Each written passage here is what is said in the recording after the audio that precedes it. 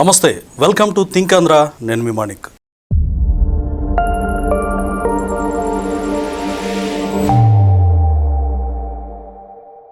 ఆంధ్రప్రదేశ్లో జగన్మోహన్ రెడ్డి గారి హయాంలో లిక్కర్ మాఫియా ఏ రేంజ్లో పనిచేసిందో మన అందరికీ తెలిసిందే. దానికి సంబంధించి కూటమి ప్రభుత్వం సిట్ ఏర్పాటు చేసింది. అలాగే ఈడీ కూడా ఎంటర్ అయిన తర్వాత, ఎందుకంటే ఆర్థికపరమైనటువంటి మూలాలు చాలా డెప్త్గా ఉన్నాయి. అన్నెసెసరీ ట్రాన్సాక్షన్స్ అన్ని నేపథ్యంలో ఈడీ కూడా రంగంలోకి దిగింది. తాజాగా కారుమూరి నాగేశ్వరరావుని అరెస్ట్ చేసింది ఈడీ నేను సాయంత్రం 4:30 గంటల సమయంలో ఆదివారం. అయితే అంతకు ముందు కూడా కారుమూరి నాగేశ్వరరావు గారు అక్రమ అరెస్టులను చేసే అవకాశం ఉందని కూడా వెల్లడించారు. ఆయన కుమారుడికి ఈయన మంత్రిగా ఉన్నప్పుడు అనుచిత లబ్ధి చేకూర్చి ఒక డొల్ల కంపెనీ పెట్టించి దాని ద్వారా కూడా లిక్కరు రవాణాలో స్కామ్ చేశారు. దీనికి సంబంధించి పూర్తి విషయాలు మనం ఈ రోజు తెలుసుకునే ప్రయత్నం చేద్దాం. మనతో పాటు ఉన్నారు ప్రముఖ రాజకీయ సామాజిక విశ్లేషకులు అడుసుమల్లి శ్రీనివాసరావు గారు. ఆయనటికి మరిన్ని విషయాలు తెలుసుకుందాం. నమస్కారం సార్. నమస్కారం అండి. సార్, ఎట్టకేలకు కారుమూరి నాగేశ్వరరావుని అరెస్ట్ చేశారు ఈడీ అరెస్ట్ చేసిన వెంటనే ఖచ్చితంగా బలమైనటువంటి ఆర్థిక లావాదేవీలు అవకతవకలు జరిగినట్టుగా క్లియర్ కట్ గా అందరికీ తెలిసిన విషయమే. కానీ ఈ అరెస్ట్ దరిమిల తర్వాత నెక్స్ట్ ఏ విధంగా ఉండొచ్చు? ఇంకొక ఇంపార్టెంట్ ఏంటంటే, ఆయన తన ఇంట్లో ఉండకుండా తన స్నేహితుడి ఇంట్లో ఎక్కడో తలదాచుకున్నట్టుగా అరెస్ట్ చేసే సమయంలో ఆయన ఫోటో కూడా పేపర్లో చిరునవ్వుతో ఉన్నారు సార్. ఆయన అంటే నేనేం చేయలేదు, అక్రమ అరెస్ట్ అన్నట్టుగానే ఆయన నవ్వుతున్నారు. టోటల్ ఎపిసోడ్ లో దీనికి సంబంధించి మీరు ఏం చెప్తారు సార్? ఇప్పుడు యాక్చువల్గా ఆంధ్రప్రదేశ్లో జగన్మోహన్ రెడ్డి గారు 2019లో అధికారంలో రాగానే ఆయన కొన్ని విధాన నిర్ణయాలు తీసుకున్నాడు. అవి అంటే ఆయన ఏ ఉద్దేశంతో తీసుకున్నాడో తెలియదు, కానీ యాక్చువల్గా చాలా ప్రజా వ్యతిరేక నిర్ణయాలుగా మారిపోయినాయి. అందులో మద్యం పాలసీ ఒకటి. సాధారణంగా పోలవరం మీద, అమరావతి మీద, ఇసుక పాలసీ, ఇలా చాలా వాటిల్లో ఆయన కొన్ని వివాదాస్పద అసంబద్ధ నిర్ణయాలు కొన్ని తీసుకున్నాడు. అందులోనే ఈ మద్యం పాలసీ కూడా ఒకటి. ఈ మద్యం పాలసీలో ఏం చేశాడంటే, ఆయన అంతకుముందు ఆయన ఎన్నికల హామీగా సంపూర్ణ మద్యపాన నిషేధం హామీ ఇచ్చాడు. దాని అమలులో భాగంగా మద్యం పాలసీని మారుస్తున్నానని చెప్పుకుంటూ వచ్చాడు.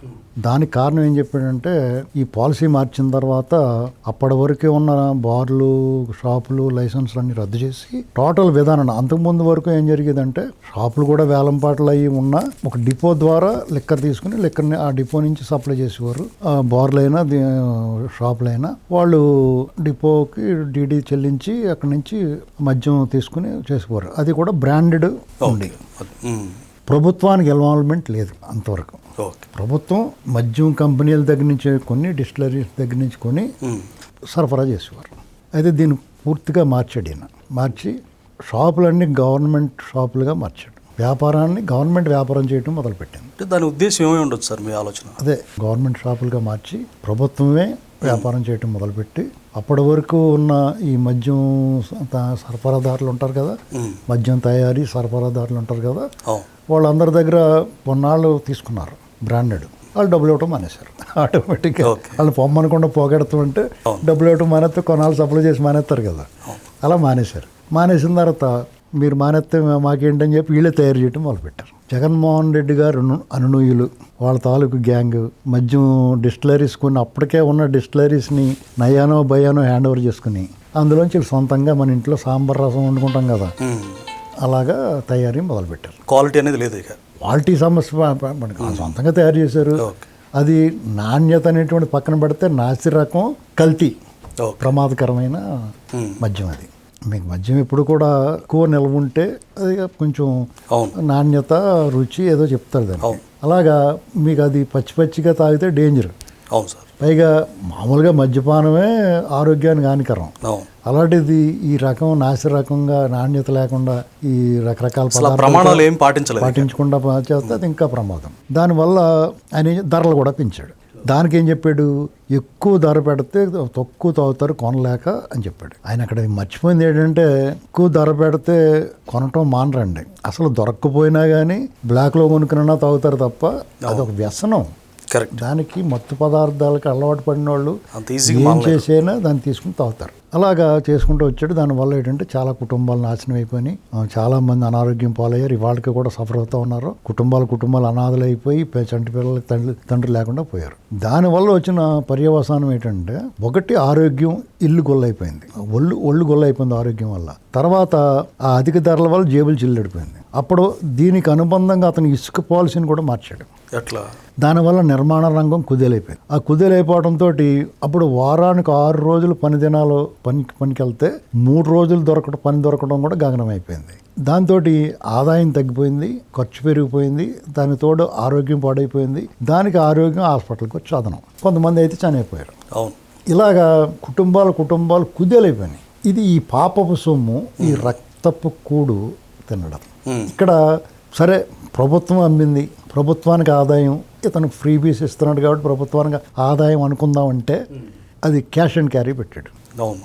అంటే అదే ఆన్లైన్ డిజిటల్ పేమెంట్ అనుకోండి, స్పష్టంగా లెక్కపత్రం ఉండి ప్రభుత్వ ఖజానాకి చేరుతుంది. ఇది ప్రభుత్వ ఖజానాకి చేరిందో లేదో ఎవడో తెలుసు, అంతా క్యాష్ అండ్ క్యారీ.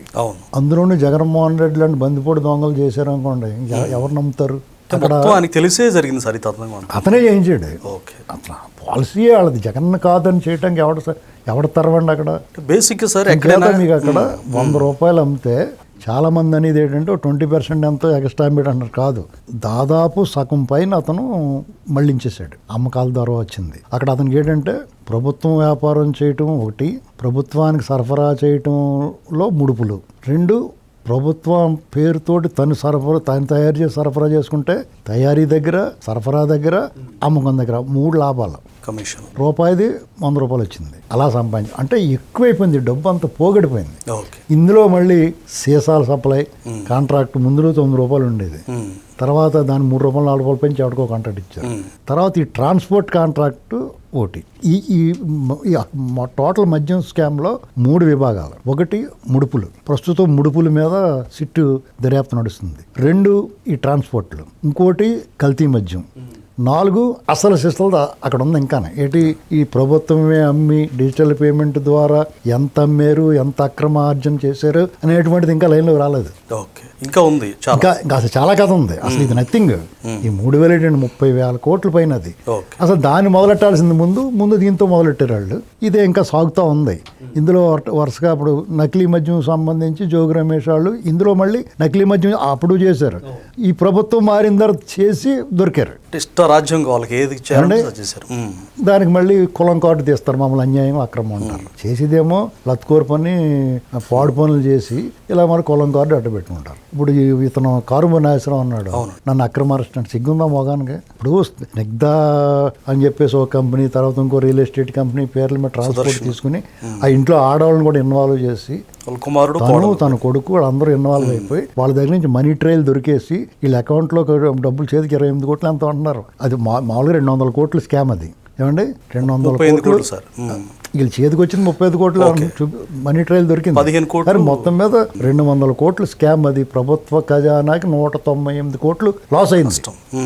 అంటే అది చిన్న చేత కాదు. 150 కోట్లకి అక్కడ మొత్తం ముఖ్యమంత్రితో లోపలికి వెళ్ళిపోయారు ఢిల్లీలో. అంటే ఒక్క ట్రాన్స్పోర్ట్లోనే ఇంత స్కామ్ ఢిల్లీ లెవెల్లో ముఖ్యమంత్రితో సహా దాదాపు 10-15 మంది లోపలికి వెళ్ళిపోయిన కేసు తోటి సమానం. అంటే ఇప్పుడు ఇంకా 2 వెళ్ళారు వీళ్ళు, అవునా కదా. ఇక తర్వాత ఈ ముడుపుల దాంట్లో చెవిరెడ్డి భాస్కర్ రెడ్డి, వాసుదేవ్ రెడ్డి,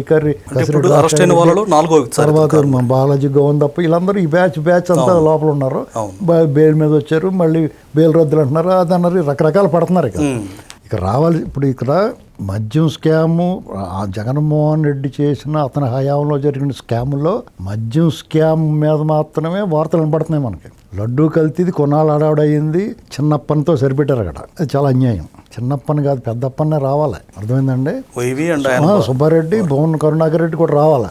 పరకామణి కేసు తర్వాత ఈ మద్యం స్కామ్, రెవెన్యూ డిపార్ట్మెంట్లో ఈ 22A, 21A ఇవన్నీ ఉన్నాయి చూసారా.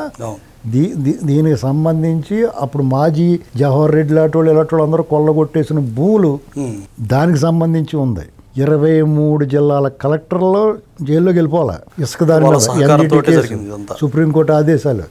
అసలు వీళ్ళు మొత్తం ఎవడో బయట ఉంటారండి, కొత్త వాళ్ళందరినీ పెట్టుకోవాలి ఇప్పుడు వీళ్ళు. అంచేత ఈ ప్రభుత్వం చూసి చూడనట్టుగా, శిక్షించినట్టుగా తప్పనిసరి పరిస్థితుల్లో తప్పక వాళ్ళ చేత పని చేయించుకుంటున్నారు. మొత్తం లోపల పోతే ఎవడు చేస్తాడు పని అన్నట్టుగా అనుకున్నారేమో మరి తెలియదు.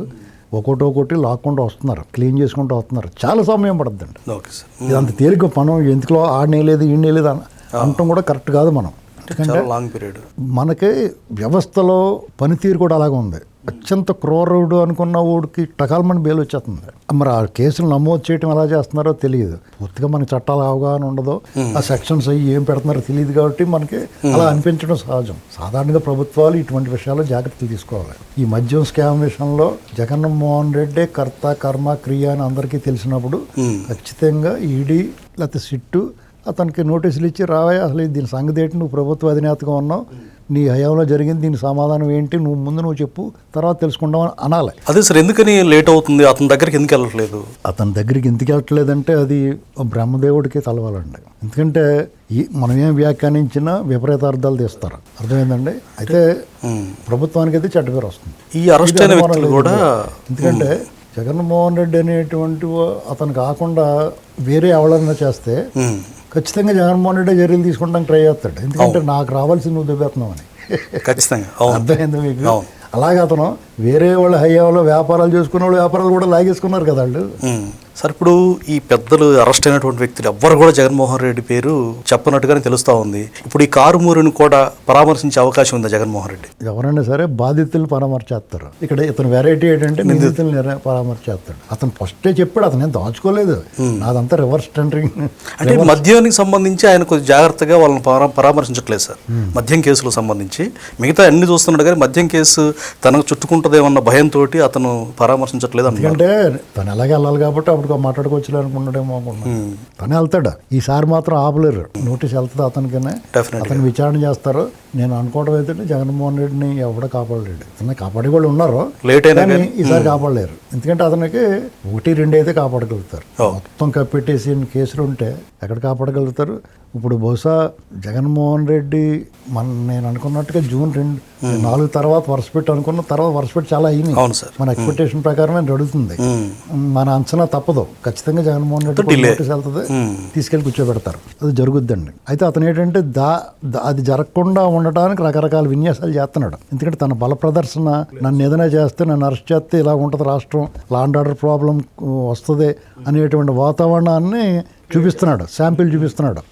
ఎందుకంటే పోలీసుల మీద తిరగబడడం, లేకపోతే ఎక్కడన్నా ఈ డిఎస్సీల దాని మీద అక్కడ ఏం జరగకపోయినా సరే